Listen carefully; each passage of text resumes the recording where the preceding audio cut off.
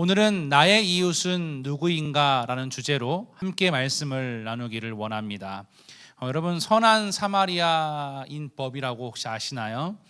이게 구조 거부죄, 구조 불이행죄라고도 할 수 있는데, 어떤 응급 사항이나 위험에 처한 사람을 구조하는 과정에 발생하는 어떤 사고나 그에 대한 어떤 면책 사항과 구조를 외면한 사람에 대해서 처벌하는 조항을 담고 있습니다.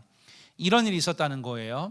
한 도로에서 택시가 앞서 가던 차량을 들이받는 사고가 발생을 했는데, 사고 당시 의식을 잃은 택시기사가 앞차를 추돌하고 30m나 더 가서 겨우 차가 멈추었다는 겁니다. 119에 이 기사분을 옮겼지만 결국 심정지로 사망을 하게 되는데요. 사실 알고 봤더니 그 택시에는 돌아가신 기사분 외에도 승객 2명이 더 타고 있었다는 거예요.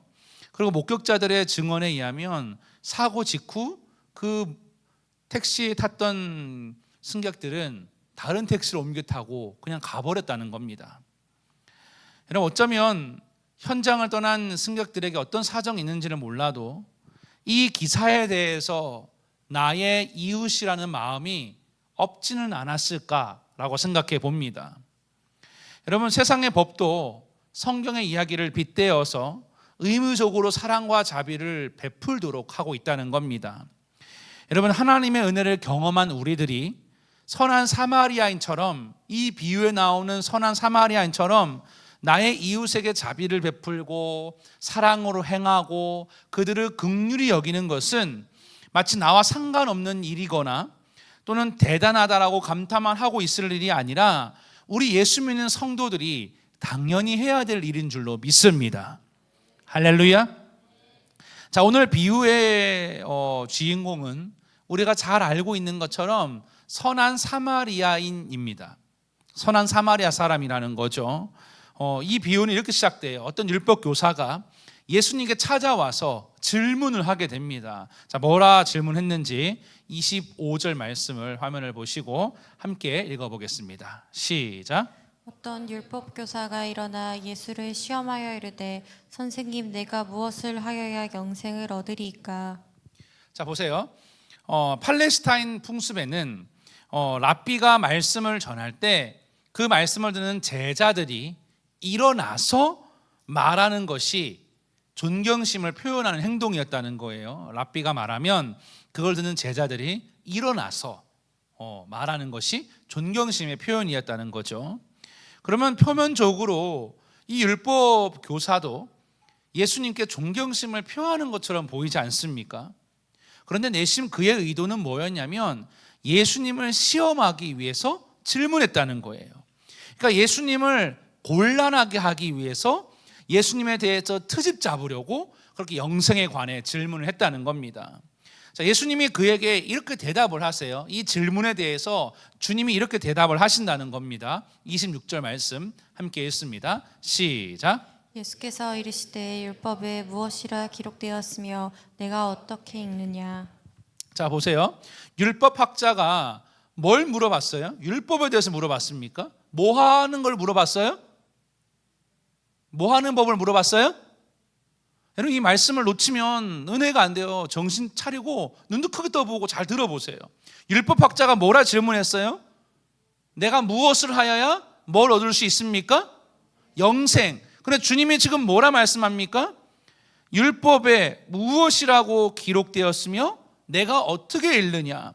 자, 보세요. 율법학자가 율법이 아니라 영생에 관해 물었는데 예수님은 오히려 뭘 거론하십니까? 율법에 대해서 이야기하시면서 되묻고 있는 거예요. 쉽게 말하면 이런 거죠. 너는 율법 전문가인데 율법에 이미 답이 다 남아 있는데 너는 다 알고 있지 않느냐? 그러면 너는 어떻게 생각하느냐? 이렇게 묻고 있다는 거죠. 율법학자가 이렇게 말합니다. 내 마음을 다하며 목숨을 다하며 힘을 다하고 뜻을 다하여 주 너희 하나님을 사랑하고 또한 내 이웃을 내 자신과 같이 사랑하라고 했습니다. 이렇게 대답을 한 거예요. 그래서 주님 뭐라 말씀하십니까? 너가 대답한 게 맞다. 자, 그러면 너가 그 말한 대로 행동하면 그러면 너가 살게 될 것이다. 할렐루야. 이게 무슨 말이냐면 율법학자가 율법에 대해서 잘 알고 있었지만 우리는 이걸 통해 알 수 있는 건 뭐냐면 알고는 있지만 행동하지 않고 있다는 사실을 알 수 있죠. 그리고 주님의 대답이 뭐예요? 너가 그렇게 행동하면 살게 될 것이라고 얘기하고 있는 것 아닙니까? 자, 여러분 오늘 이 말씀을 우리에게 적용해 보기를 원해요. 두 가지 질문으로 말씀드리고 싶은데 여러분들은 과연 이웃에 대해서 잘 알고 있는지, 두 번째로 그리고 이웃을 과연 정말로 사랑으로 대하고 있는지, 이웃에게 긍휼한 행동을 하고 있는지를 점검해 보기를 원해요. 다시 말씀드릴게요. 이웃이 무엇인지를 정확히 알고 있는지, 두 번째로 나의 이웃에게 사랑으로 행하고 있는지를 오늘 나누기를 원해요. 자, 먼저 오늘 이 본문에 나오는 율법 교사에 대해서 이야기를 나누어 볼게요. 사실 이 사람은 영생에 진짜 관심이 있는 게 아니었어요. 자기가 얼마나 의로운 사람인지를 드러내고 싶었던 거죠. 자, 우리 29절 말씀 함께 읽어볼까요? 29절 함께 읽습니다. 시작. 그 사람이 자기를 옳게 보이려고 예수께 여짜오되 그러면 내 이웃이 누구니이까? 자, 이 옳게 보이려고라는 말을 영어로 읽어보면 정당화하다 이렇게 번역할 수 있는데 사실 자신의 생각에는요 나만의 이웃의 범주가 이미 율법 교사는 있었던 거예요. 그리고 그게 옳다는 것을 정당화하려고 지금 의도적으로 예수님께 질문을 하고 있는 거예요. 여러분 율법적으로 생각하는 이웃의 개념이 그 율법 교사에게 있었을 거예요. 자기 기준에는 이웃의 범주가 어디였냐면 동족인 유대인까지만 이웃으로 생각했던 거예요. 그러니까 이미 나는 충분히 사랑을 베풀고 있고 그래서 나는 의로운 사람이라고 이미 자기 스스로가 결론을 내리고 있다는 겁니다. 그래서 예수님을 시험하려고 왔는데 오히려 예수님의 가르침 때문에 결론부터 말씀을 드리면 그 율법 교사의 프레임이 지금 깨지고 있는 거예요. 나는 내가 생각했을 때 나의 이웃은 딱 여기까지인데 주님은 그 범주를 완전히 깨버리고 있다는 겁니다. 여러분 우리도요 어쩌면 마음속으로 내가 생각하는 이웃이 다 있을 거예요. 나만의 이웃. 다른 말로 하면요 나만의 선이 있다는 거예요. 여러분 우리 MZ세대 특징이 뭐예요? 선 넘는 거 싫어하잖아요. 넌 딱 여기까지야. 넘어오지 마를 암묵적으로 다 만들어 놓고 살지 않습니까? 어떤 사람은요 제가 어떤 청년을 이렇게 만나보니까요 자기만의 바운더리가 있어요. 이 바운더리에 들어올 수 있는 사람과 들어오지 못하는 사람이 나누어져 있어요. 여러분 과연 그렇습니까? 여러분은 들어올 수 있는 사람과 나의 바운더리에 들어오지 못하는 사람이 정해져 있습니까? 어떤 사람은 이렇게 이야기해요. 이웃이라 하면 나와 같은 부류 또는 동질성이 있는 사람, 어떤 사람은 나의 이웃은 나보다 돈이 많거나 스펙이 좋은 사람만 나의 이웃이에요. 어떤 분은요 나에게 잘하는 사람만 이웃이라 주장합니다. 어떤 사람은요 이웃이 될 만한 이유를 나에게 제공한 사람을 이웃이라 생각한다는 거죠. 목사님 저요 그런 이웃 아닌 사람하고는요 상종하고 싶지 않습니다. 목사님 저 바쁘거든요. 저 먹고 살기 힘든데 굳이 내가 그 사람하고요 친하게 지내고 싶지 않습니다. 저 사람은 나와 다릅니다. 이렇게 얘기할 수 있어요. 그러나 여러분 우리가 누군가의 한 사람을 이웃으로 대할 때 그 사람을 공감할 수 있음을 믿으시기를 바랍니다. 여러분 혹시 미라클 우리 모두에게 기적이라는 책을 쓴 형제를 아시나요? 혹시 아세요? 이름 바로 박위예요. 박위. 형제 아세요? 유튜브에도 좀 많이 나오고 있죠. 이런 내용이에요. 이분이 28살 되던 해에 하루아침에 전신마비의 진단을 받았다는 거예요. 그래서 이 재활병원에 입원했는데 재활병원 5층에 작은 기도실이 있었대요. 뭐가 있었다고요? 기도실. 기도실에 가서 매일 기도합니다. 하나님, 나를 일으켜 주세요. 그런데 가만히 살펴보니 본인이 입원 환자를 쭉 둘러보니까 그 사람들에 비하면 자신의 상태가 위중하지 않더라는 겁니다. 오히려 다른 사람 봤을 때 나보다 더 희망이 없고 소망이 없어 보이는 사람이 많더라는 거죠. 어느 날 한 환자의 어머니가 이 박위 형제의 손을 꼭 잡더니 이렇게 말씀했다는 거예요. 위야, 우리 아들이 위 너만큼은 됐으면 좋겠다. 그분의 아들이 고등학생 이제 펜싱 국가대표 상비군이었다는 거예요. 그런데 교통사고로 뇌가 손상돼서 대화도 불가능하고 밥도 먹을 수 없는 어려운 상태가 되었는데, 그 어머니가 이 위형제 손을 잡으면서 얘기했다는 거죠. 우리 아들이 너만큼은 됐으면 좋겠다. 사실 이분은, 이 위형제는 술 마시다가 이제 불의의 사고로 그렇게 된 거 아닙니까? 그런 생각이 들었대요. 나는 내 의지 때문에 그렇게 된 건데 많은 사람들은 자신의 의지와 상관없이 고통을 받더라는 겁니다. 그래서 늘 이렇게 하나님께 기도했대요. 하나님, 공평하시다면서요. 그렇다면 하나님께서 그들을 직접 도와주셔야 되는 거 아닙니까? 하나님께 따졌다는 거예요. 그랬더니 하나님께서, 위야, 그러면 너가 가서 사랑해 주면 되지 않겠니? 다시 말씀드릴게요. 따지면서 기도하는데 하나님이 그런 감동을 주셨대요. 위야, 그러면 너가 가서 사랑하면 되지 않겠냐? 할렐루야. 이제껏 박위 형제는 이런 생각이 있었대요. 내가 사랑해야 될 이 어떤 사람은 나의 가족, 친구, 나에게 잘하는 사람이 내가 사랑해야 될 사람이었다는 겁니다. 그런데 그 이후부터 하나님은 고통 많은 사람 누군가에게 다 찾아가서 함께 사랑을 나누고 그들의 결핍을 채워주라는 사명을 주셨다는 겁니다. 그러니까 본인이 걷지 못하는 게 문제되지 않고 본인의 몸이 불편하는 것이 문제되지 않으니 그저 사랑하고 기도해 주면 되었다는 겁니다. 그러면서 이 위형제가 이렇게 고백합니다. 진짜 멋진 말이에요. 들어보세요. 내가 세상에 태어난 목적은 바로 사랑하기 위해서라는 사실을. 할렐루야.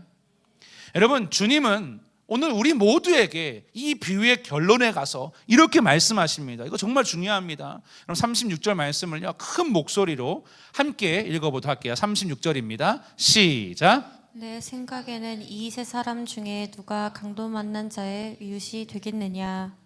내가 생각하는 이후의 범죄에 벗어난 사람도 이웃이 될 수 있겠느냐라고 묻고 있는 거라는 거죠. 주님 말씀하십니다. 내가 그러면 그의 이웃이 되어줄 수 있느냐? 여러분, 오늘 주님 말씀은 지금 내 이웃의 범주를 묻고 있는 게 아니라 누군가가, 이 말씀을 듣는 여러분들이 다른 사람에게 이웃이 되어줄 수 있는가를 묻는 거예요. 이 말씀은 여러분의 이웃이 누구인지를 묻고 있는 게 아니라 여러분이 가서 누군가든 그 사람의 이웃이 여러분이 되어줄 수 있겠느냐는 것을 질문하고 있다는 겁니다. 여러분, 만약에 여러분의 범주 밖에 있는 사람이 이웃으로 보이지 않는다면 오늘 우리는 삶의 태도를 바꾸어야 됩니다. 오늘 아침 말씀 기억하죠?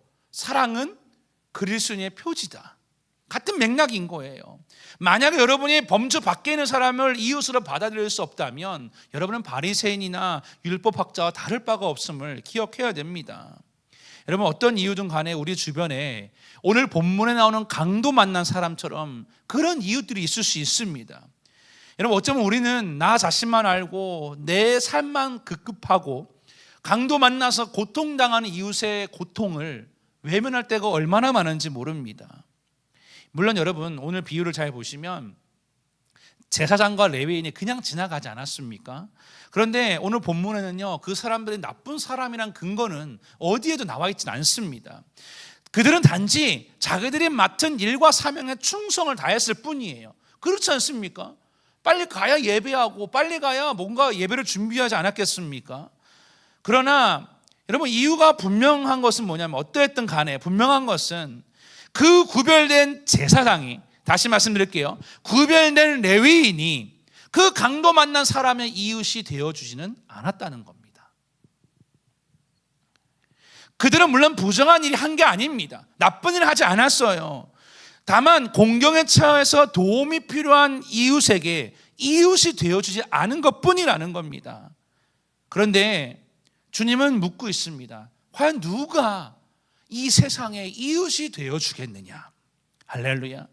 저는 여러분을 축복합니다. 여러분 모두가 청년부 예배하기 위해 여기 모이지 않았습니까? 그런데 우리는 그것으로 끝나면 안 돼요.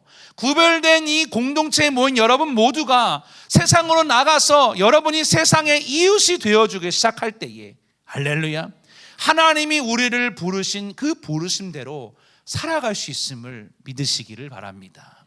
이렇게 서로 축복하며 인사해 볼까요? 당신이 세상의 이웃이 되어주기를 소망합니다. 시작. 너가 이웃이 아니라 내가 이웃이 되어주는 거예요. 아멘.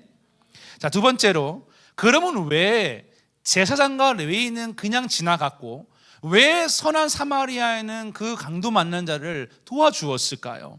자, 우리 말씀 읽어볼게요. 30절 말씀 함께 읽어봅니다. 30절 시작. 예수께서 대답하여 이르시되 어떤 사람이 예루살렘에서 여리고로 내려가다가 강도를 만나매 강도들이 그 옷을 벗기고 때려 거의 죽은 것을 버리고 갔더라. 자, 보세요.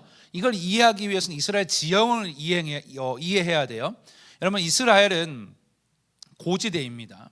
그런데 요단강은요, 요단강 아시죠? 요단강. 이 요단강은요, 바다인 해수면보다도 낮은 지대에 있어요. 그래서 예루살렘은요, 해발 790m인데 저 여리고는요, 해수면보다 낮은 250m에 있어요. 이해되세요? 여리고란 동네는 바다보다도 낮은 지대에 있다는 거죠. 그래서 예루살렘에서 여리고로 내려간다는 게 맞아요. 여러분, 이게 지리적으로 맞습니다. 내려가는 길이 막 험해요. 동굴들도 많아요. 그래서 강도들이요, 동굴에 숨어 있다가 거기에 지나가는 사람들 강도질을 하는 경우가 굉장히 많았다는 겁니다. 자, 우리가 알고 있듯이 어떤 사람이 이제 강도를 만나 쓰러져 있는데 그 길에 누가 먼저 지나갑니까? 제사장이 지나가고 레위인들이 지나가는데 그 사람들 어떻게 했습니까? 보고도 그냥 갔다는 겁니다.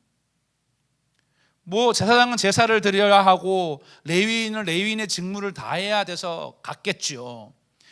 본문에는 왜 갔는지는 표면적인 이유는 나와 있진 않아요. 모르지만 주목해야 될 사실은 뭐냐면 그들이 강도 만난 자를 외면했다는 겁니다. 외면했다는 겁니다.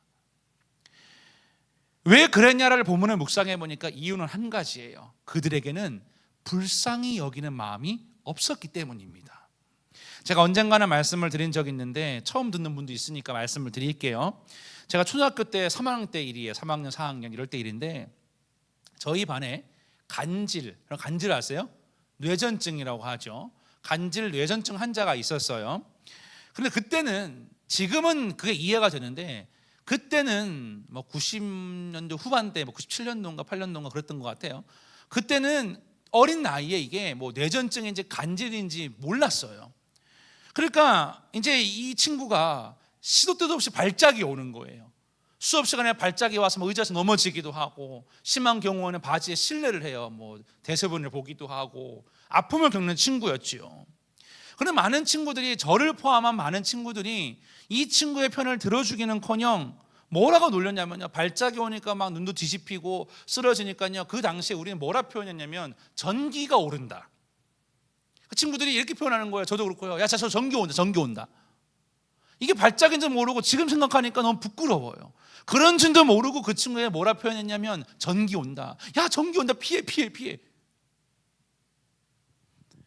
저를 포함한 많은 친구들이요, 아무도 그 친구를 도와주지 않았어요.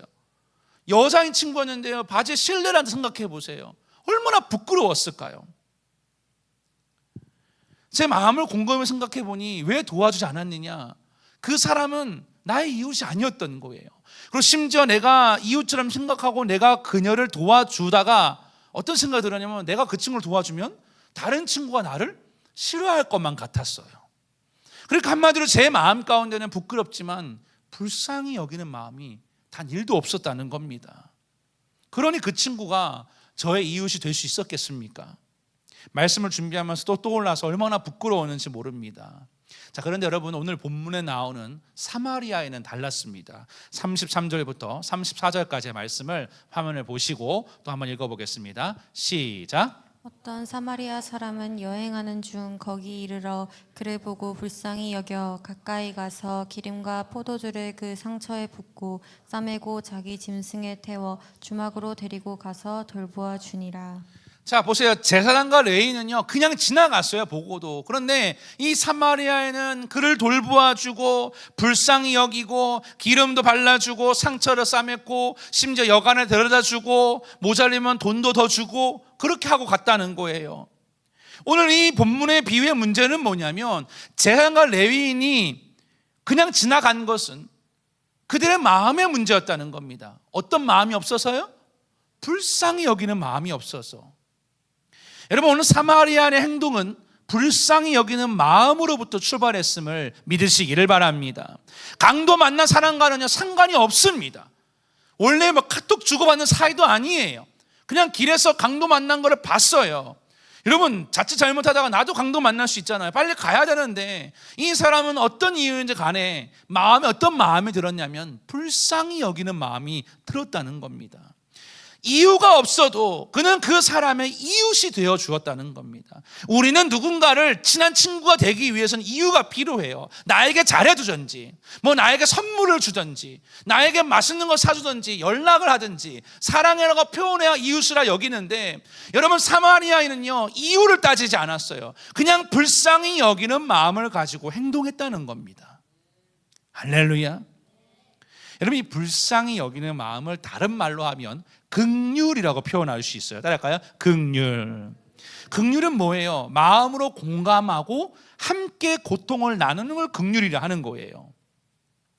여러분, 우리는 긍휼히 여기려면 어떻게 해야 될까요? 바로 우리보다 먼저 긍휼히 여겨주신 예수님을 마음에 품어야 됩니다. 한번 따라하세요. 예수님, 내 마음에 긍휼의 마음을 부어주세요.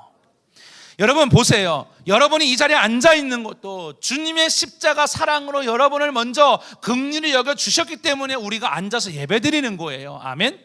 주님의 자비하심이 없었다면 죽을 수밖에 없는 죄인이 우리이지 않았습니까? 그런데 그렇게 큰 긍휼을 입고도 왜 우리는 나의 이웃의 범주를 정하고 왜 바운드를 정하나, 이 말입니다. 여러분, 주변에 직장과 학교에 또는 내 가족 중에 또는 오늘 예배 나오지 않는 청년들 중에 불쌍히 여겨야 될 이들이 있습니다. 또는 마음의 위로가 필요한 이들이 있을 거예요. 여러분, 오늘 그 불쌍히 여기는 마음이 회복되기를 주님의 이름으로 축복합니다. 불쌍히 여기는 마음이 없다면 그 모르는 이웃에게 희생과 수고를 할 수 없는 거예요. 당연히 율법교사 입장에서는 이해가 안 되는 일이겠지요. 여러분, 하나님을 만약에 정말로 사랑한다면 여러분이 이웃을 대하는 것은 어렵지 않을 거예요. 오늘 그런 마음을 점검해 보시고 나의 이웃들을 불쌍히 여길 수 있게 되기를 축복합니다. 자, 이렇게 옆 사람하고 인사해 보세요. 불쌍히 여겨 줍시다. 또 이렇게 인사하세요. 나를 좀 불쌍히 여겨 주세요. 시작. 그래요. 불쌍히 여기면 못할 게 뭐가 있겠습니까? 불쌍히 여기지 않으니 그 사람이 싫고 밉고 그냥 내 이웃이 될 수 없는 거죠. 자, 세 번째로 이게 정말 오늘 중요한 이 얘기를 할 텐데, 여러분, 이 말씀을 가만히 들여다보면요, 행하라라는 말이요 2번 반복이 됩니다. 두 구절을 연속해서 읽어볼게요. 28절과 36절부터 37절을 두 곳을 한 목소리 읽어볼게요. 시작. 예수께서 이르시되 내 대답이 옳도다. 이를 행하라. 그러면 살리라 하시니. 다음. 네. 시작. 내 생각에는 이 세 사람 중에 누가 강도 만난 자의 이웃이 되겠느냐. 이르되 자비를 베푼 자니이다. 예수께서 이르시되 가서 너도 이와 같이 하라 하시니라. 자, 보세요. 여기서 둘 다 이와 같이 하라, 행하라 같은 원어예요. 포이에오라고 있는 동사인데 이것은 구체적이고 실질적인 행동을 말하는 거예요. 그냥 사랑한다 말하고 그냥 불쌍하다 이게 아니라 실질적으로 행동하라는 거예요. 선한 사마리아인처럼. 할렐루야. 율법 교사는요 지식이 많은 사람이었어요. 모르는 게 아닙니다. 더 나쁘죠. 모르는 게 하고 알면서도 행하지를 않았다는 겁니다. 그저 예수님을 시험하려고만 했다는 거예요. 여러분, 그 사람은요 영생을 얻는 방법을 분명히 알고 있었습니다. 행하지 않는 그에게 그 율법 교사에 과연 그 사람의 믿음이 진짜 믿음일까요? 여러분, 믿음은요 그냥 나만 갖고 있는 게 믿음이 아니라 믿음은 실제화돼야 되고요, 여러분의 삶에 적용돼야 되는 거예요. 보세요, 여러분의 삶에 어려운 문제가 찾아왔어요. 근데 하나님 도와주실 걸로 그냥 마음으로 믿고, 이게 아니에요. 하나님이 그렇게 하실 줄 믿고 여러분의 행동하며 살아가야 돼요. 아멘. 자, 여러분, 마태복음에 예수님이 행하지 않는 사람은 어디에 들어가지 못한다고 했습니까? 천국. 나더러 주여 주여 하는 자마다 다 천국에 들어갈 것이 아니요 다 하늘에 계신 내 아버지의 뜻대로 행하는 자라야 들어가리라. 할렐루야. 이 오늘 비유는요, 알겠네, 그래, 고개만 끄덕끄덕 하는 게 말하는 게 아니에요. 그냥 돈 탁 내놓고를 말하는 게 아니에요. 실질적으로 내가 그 사람에 어떻게 기도할 것이고, 어떻게 말할 것이며, 어떻게 내가 행동할까를 삶에 적용해야 돼요. 제사장과 레위인은 율법은 잘 알고 있지만 불쌍히 여기는 마음은 없었어요. 반면 사마리아는 율법은 잘 몰라도요, 그에게는 불쌍히 여기는 마음과 그 사람을 실제로 돕는 행동이 있었다는 겁니다. 이런 이야기가 있어요. 책 중에 한 그릇 사명이라는 책이 있는데 이런 내용이 있어요. 들어보세요. IMF 위기 때 이제 사업이 어려워서 주저앉게 됐다는 거예요. 한 가정이요. 가만히 있을 수가 없잖아요. 그래서 이 책의 주인공이 한 대학교 입구에서 호떡 장사를 했대요. 여러분, 호떡 좋아하세요? 저 불쌍히 여겨주세요. 저 호떡 진짜 사랑해요. 그렇게 먹으면 얼마나 맛있어요. 2개도 먹을 수 있어요. 씨앗 호떡도 먹어보고 싶은데, 그죠? 불쌍히 여겨주세요. 호떡 장사를 했다는 거예요. 그런데 더 할 수밖에 없는 이유가 뭐냐면 시어머니가 같이 살았고 시누이, 그리고 그 본인의 가족까지 다 같이 살았다는 거예요. 그 어려운 시기에 7 식구의 생계를 해결해야 되니까 어떻게든 나가서 호떡을 붙여야만 했다는 겁니다. 그런데 어떤 마음이 있었냐면요, 어디에서 장사한다고요? 학교 앞에서, 대학교 앞에 장사를 하니까 이런 마음이 들더래요. 야, 학생들이 참 불쌍하다. 돈이 어디에 있을까? 그래서요, 서울 시내에서 제일 큰 호떡을 팔아야겠다. 학생들이 불쌍하니까. 다시 말씀드릴게요. 이분에게는 그 배가 고플 학생들을 불쌍히 여기는 마음이 있었다는 거예요. 그래서 호떡을 제일 크게, 가급적이면 크게 만들어서 팔았다는 겁니다. 이웃에게 선을 베풀고자 하는 그 결단이 하나님 어떻게 보상해 주셨냐면 많은 손님들이 오게 해주셨다는 거예요. 그래서 좀 사업이 좀 나아져서 이 호떡 장사가 죽집을 열게 됐대요. 무슨 집이요? 불쌍히 여겨주세요. 저 죽 좋아해요. 전복죽, 삼계탕, 우리 죽 좋아해요. 맛있잖아. 호박죽도 먹고. 자, 죽을 좋아하는데 보세요. 죽 장사를 하게 됐는데 또 이렇게 하루는 밖을 내다 보니까 노숙자가 보이더라는 겁니다. 불쌍한 분이. 그래서 이분이 또 불쌍히 여기는 마음으로 죽을 무료로 나누기 시작했다는 거예요. 대단하지 않습니까? 식사를 대접하고 죽을 싸드리면서 이런 마음을 먹었대요. 이 일을 더 잘해보자. 중단 없이 계속해보자. 하나님이 큰 기쁨을 주셨고, 이 죽집이요, 그 있는 장소가 입지가 좋지는 않았대요. 그런데 성공적으로 사업을 일으키게 됐다는 겁니다. 죽집을요. 무엇보다 병들고 가난한 사람이 먹는 음식으로 취급받던 죽이 대표적인 한식 브랜드가 됐다는 거예요. 이분이 누구냐? 바로 본죽의 대표인 최복 씨의 이야기라는 겁니다. 본죽 아시죠? 그분 창업자 이야기예요. 호떡 장사에서 죽집으로. 이 두 그 일의 공통점은 뭐예요? 불쌍히 여기는 마음으로 행동이 시작됐다는 겁니다. 사진 하나 보여주시겠어요? 어떤 사진? 여러분, 이게 무슨 사진인지 혹시 아세요? 뭐가 보여요? 말이 제일 먼저 보이는군요. 또 누가 보여요? 뭐 하는 그림인 것 같으세요? 미술 시간으로 다시 가야겠어요. 자, 이게 제목이 뭐냐면요, 선한 사마리아인의 비유에 똥개를 넣은 어떤 유튜브에서 나오는, 웃기죠? 들어보세요. 제가 어떤 유튜브를 봤는데 이게 유튜브 교회 교육연구소에서 만든 영상을 제가 선한 사마리아 쳤더니 나오더라고요. 제목이 뭐냐면요, 렘브란트의 진심, 선한 사마리아인의 비유에 똥개를 넣은 이유예요. 웃기죠? 설명을 드릴게요. 사실 렘브란트가요, 이 화면상을 봤을 때는 왼쪽이죠. 이 칼라인 그림을 먼저 보셔야 돼요.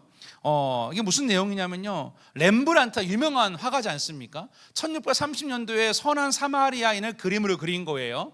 이분이 탕자의 비유고 성경에 많은 그림 그리지 않았습니까? 그림은 그렸는데 이 그림을 잘 보시면 강도 만난 자가 있고요, 선한 사마리아인, 강도 만난 자를 옮기는 하인, 주막의 주인, 그리고 이 주막의 창문으로 내다보고 있는 귀부인이 있어요. 보이세요? 네, 있습니다. 여러분, 사실 이게 말하고자 하는 게 뭐냐면, 강도 만난 사람은 남루하고 볼품이 없지만 창문에 강도 만난 사람을 바라보고 있는 귀부인이 어떻게 해요? 부티가 나 보이지 않습니까? 그러니까 귀티나는 사람에게 이 강도 만난 사람을 맡길 만한 가치가 있다는 걸 보여주는 그림이라는 거예요. 놀라운 것은 이 렘브란트가 그 다음 흑백인 그림을 보세요. 이걸 판화하세요? 다시 그림을 찍어냈다는 거예요. 그런데 그 그림에는요, 좌우가 바뀐 것뿐만 아니라 하나가 더 추가됐대요. 개가 설교 유튜브 나가네. 응가하는 그림을 추가했다는 거예요. 그 영상에서 뭐라 이야기하고 있냐면, 보세요. 이 렘브란트가 하고자 하는 이유가 있어요. 진짜 의미가 깊어요. 보세요. 이 선한 사마리아인이 하는 행위는 특별한 일이 아니라 개가 길거리에 똥을 누고 있는 생리현상만큼이나 자연스러운 일이라는 거예요. 다시 말씀드릴게요. 진짜 의미가 깊어요. 보세요. 개가 똥 싸는 게 웃겨요? 웃기잖아요. 저도 웃겼어요. 그런데 개가 응가하는 거는요, 자연스러운 생리현상이에요. 그냥 더러운 게 아니라요, 여러분, 응가하는 사람 어디 있어요? 아침마다 다 응가하잖아요. 다. 저만 해요? 여러분은 천사예요? 다 응가하잖아요. 그러니까 이 렘브란트가 말하고자 하는 게 뭐냐면, 사마리아인이 행하는 일은요, 특별한 일이 아니라 일상적인 일이라는 거예요. 여러분, 오늘 예수님께서 누가 강도 만난 자의 이웃이 되어 주겠느냐, 이 물음이 우리에게 특별한 일이 아니라 하나님을 믿는 사람들에게는 일상적인 일이 되어야 한다는 겁니다. 여러분, 일상 속에 나아가서요, 그냥 돈만 버십니까? 일상 속에서 좋은 성적밖에 공부만 하십니까? 그러나 여러분, 우리 하나님을 믿는 사람들에게는 이웃이 되어주고 사랑을 베푸는 일은 일상이 되어야 됩니다. 할렐루야. 이게 바로 비전 선교사들의 자세예요. 목사인 저조차도요, 사실 여러분, 교회에 있으면 하루에도요, 별 전화가 다 와요. 어떤 분은요, 목사님 바꿔주세요. 담임 목사님 목소리가 듣고 싶어요. 어떤 분은요, 돈 보내주세요. 이번 주에 어떤 청년이 찾아왔어요. 남루한 모습으로 사연을 소개해요. 그래서 제가 그랬어요. 뭘 도와드리면 좋겠냐 했더니요, 돈을 좀 도와주면 좋겠다는 거예요. 이런 분이 여러 사람 찾아와요. 저도요, 매일 지갑 열어서 어려운 사람 돕고 싶지만 때론 제 마음에 돕고 싶지 않을 때도 있어요. 그런 마음이 얼마나 부끄러웠는지 몰라요. 저도 길 가다가 또는 도움을 요청하는 어떤 지인이 찾아왔을 때 모른 척하고 지나친 적이 한두 번이 아닙니다. 얼마나 목사로서 부끄러운지 모릅니다. 여러분, 이런 일은 특별한 일이 아니라 일상에서 그리스도인이 행해야 되는 삶의 모습인 줄로 믿습니다. 여러분, 사랑을 실천하는 거는요, 특별한 때 하는 게 아니에요. 크리스마스 때, 절기에 그때만 하는 일이 아니라 여러분이 한 주간의 삶에 그렇게 고통받는 자를 외면하지 아니하고 그 일상 속에서 비전 선교사답게 사랑을 베풀 수 있게 되시기를 주님의 이름으로 축복합니다. 말씀을 정리하겠습니다. 누가 내 이웃이냐라는 것은 나의 관점에서, 나의 삶의 테두리에서 묻는 거예요. 이것은 나를 기준으로 삼고 하는 말이겠지요. 그러나 누가 이웃이 되어 주겠냐, 이 말은 내가 갖고 있는 선과 바운더리를 허물고 하나님의 마음으로 가라는 거예요. 다시 말씀드릴게요. 누가 내 이웃이냐라고 묻지 마시고 내가 어떻게 누군가의 이웃이 되어 줄 건가를 물으라는 거죠. 할렐루야. 여러분, 하나님을 사랑하는데 하나님께 사랑하는 사람을 돕지 않는 경우가 너무나 많지 않습니까? 다시 말씀드릴게요. 하나님을 사랑한다 말하면서 하나님을 사랑하는 또 다른 사람을 지나친다면 과연 진짜 우리는 하나님을 사랑한다라고 말할 수 있을까요? 여러분, 누군가 이웃이 된다는 것은 그들의 나의 바운더리 안에 들어오는 것이고, 누군가가 나의 이웃이 되어 우리가 그 사람의 이웃이 되어 준다는 것은 불쌍히 여기는 마음으로 사랑을 실천하는 것입니다. 오늘 셀 모임 하실 때 내가 어떻게 사랑을 실천할 수 있을지 구체적으로 결단해 보시고 나눠 볼 수 있게 되기를 축복합니다. 그리고 오늘 기도할 때 떠오르는 한 사람이 있을 거예요. 그 사람 위해서 기도할 수 있는 귀한 시간이 되기를 주님의 이름으로 축복합니다. 축복합니다.